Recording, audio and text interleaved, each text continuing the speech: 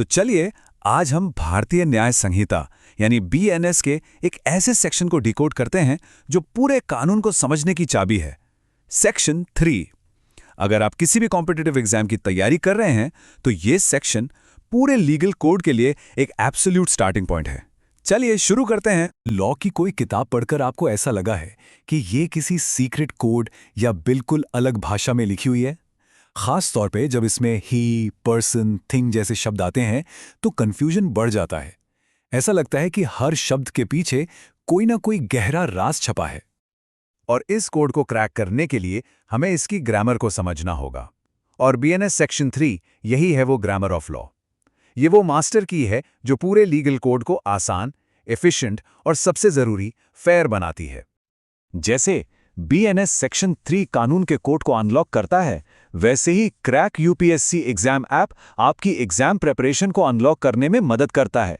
आप सुन रहे हैं इंडिया का #1 रिवीजन पार्टनर, जहां 10,000 से ज्यादा audio notes, mind maps, mock tests और सिनेमैटिक वीडियोस आपके रिवीजन को स्मार्ट और क्विक बनाते हैं। तो चलिए पर्दा उठाते हैं कानून के इस सीक्रेट ग्रामर से। हम उन 2 कोर रूल्स को देखेंगे जो पूरे लीगल सिस्टम को एफिशिएंट और क्लियर बनाते हैं। बीएनएस सेक्शन 3 के 2 गोल्डन रूल्स हैं। पहला, सिंगुलर इंक्लूड्स प्लूरल, यानी कानून में लिखा एक वचन शब्द बहुवचन का भी मतलब रखता है। और दूसरा, ही इंक्लूड्स शी, जो कहता है कि पुरुष लिंग में स्त्रीलिंग भी शामिल है।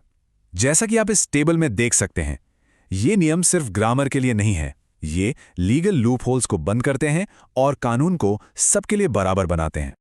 चलिए पहले नियम को थोड़ा और करीब से देखते हैं। एक वचन बहुवचन का नियम। यह समझना काफी इंटरेस्टिंग है कि कैसे कानून एक ही शब्द से कई सिचुएशंस को कवर करके खुद को एफिशिएंट बनाता है। तो ये नियम कहता है कि जब भी कानून में पर्सन या थिंग जैसा कोई सिंगुलर शब्द लिखा हो तो हमें ऑटोमेटिकली ये मान लेना है कि इसमें पर्सन्स या थिंग्स यानी प्लूरल फॉर्म भी शामिल हैं। हाँ, एक शर्त है, अगर कॉन्टेक्स्ट में साफ साफ मना किया गया हो तब बात अलग है।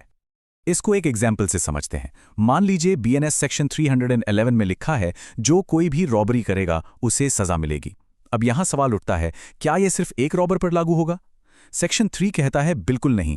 चाहे एक रॉबर हो या 10 का ग्रुप, सजा सबको मिलेगी, क्योंकि जो कोई भी का मतलब एक व्यक्ति भी है और व्यक्तियों का ग्रुप भी। अब आते हैं दूसरे और सोशली बहुत ही इंपॉर्टेंट नियम पर। यह नियम कानून की भाषा में जेंडर को इंटरप्रेट करने के बारे में है।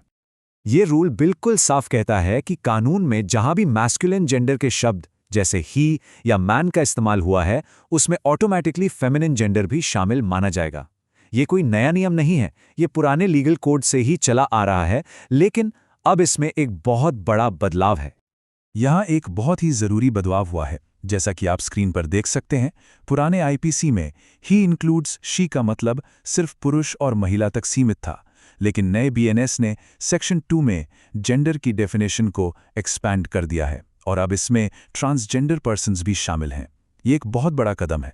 इसका मतलब है कि अब कानून की सुरक्षा और जवाबदेही हर किसी पर उनके जेंडर की परवाह किए बिना समान रूप से लागू होती है। यह हमारे संविधान की समानता की मूल भावना को और मजबूत करता है।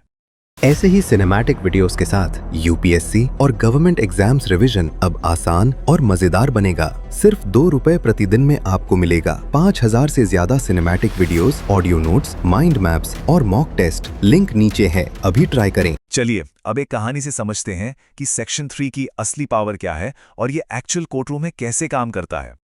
तो कहानी है मिसेस जेड की। वो एक बड़े कॉर्पोरेट फ्रॉड की मेन कंस्पिरेटर थी।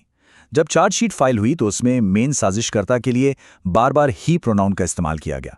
उनके वकील ने कोर्ट में एक बड़ा चालाक तर्क दिया कि चार्जशीट एक ही की बात कर रही है, जबकि उनकी क्लाइंट तो एक शी हैं, इसलिए ये सारे चार्जेस ही इनवैलिड हैं। लेकिन जज का फैसला बिल्कुल साफ था। उन्होंने कहा, बीएनएस का सेक्शन 3 बिल्कुल क्लियर है। मैस्कुलिन जेंडर में फेमिनिन जेंडर भी शामिल है। ये चार्जेस पूरी तरह से वैलिड हैं। और इस एक लाइन ने पूरे केस का रुख ही बदल दिया। नतीजा ये हुआ कि सेक्शन 3 ने एक छोटी सी ग्रामर की टेक्निकलिटी को एक बड़ा लीगल लूपहोल बनने से रोक लिया। कानून बरकरार रहा और न्याय हुआ। ये है इस सेक्शन की असली ताकत। तो अब जब हम कॉन्सेप्ट समझ चुके हैं, चलिए सीधे उस पॉइंट पर आते हैं जो सबसे जरूरी है। एग्जाम्स में इस टॉपिक को मास्टर कैसे किया जाए। एग्जाम्स के लिए एक सिंपल सी मेमोरी ट्रिक याद रखिए। Section 3 is equal to he and she, और इसमें यह भी जोड़ लीजिए and for one and many. ये आपको दोनों रूल्स याद दिलाएगा, जेंडर न्यूट्रलिटी भी और सिंगुलर प्लूरल रूल भी। अब देखिए यूपीएससी जैसे एग्जाम्स में किस तरह के कंसेप्चुअल क्वेश्चंस आ सकते हैं। लीगल फिलॉसफी पर, सोशल चेंज पर, या फिर स्टैट्यूटरी इंटरप्रिटेशन पर। जैसे बीएनएस सेक्शन 3 और जनरल क्लॉजेज एक्ट 1897 में क्या फ़र्क है।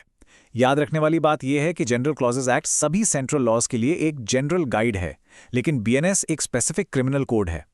अगर किसी क्रिमिनल मैटर में कोई कॉन्फ्लिक्ट हो तो बीएनएस के स्पेसिफिक रूल्स को ही प्रायोरिटी दी जाएगी। रिवीजन के लिए 2 सिंपल टिप्स। पहला, लॉ ट्रांसलेशन कार्ड्स बनाइए। एक तरफ लिखिए पर्सन, दूसरी तरफ पर्सन्स। एक तरफ ही, दूसरी तरफ शी या ट्रांसजेंडर। और दूसरा, सिर्फ रट्टा नहीं मारना है, क्यों पर फोकस करें। इस नियम के पीछे जो स्मार्ट रीजन है उसे समझें। चलिए अब कंक्लूजन की तरफ बढ़ते हैं और समझते हैं कि ये छोटा सा दिखने वाला सेक्शन असल में इतना इंपॉर्टेंट क्यों है।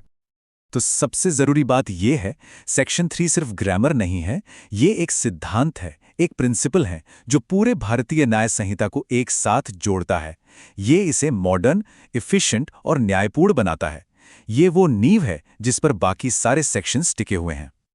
तो जाते जाते एक सवाल आपके लिए, ये एक छोटा सा नियम हमारे पूरे लीगल सिस्टम को हर किसी के लिए ज्यादा निष्पक्ष और फेयर कैसे बनाता है? इस पर सोचेगा जरूर।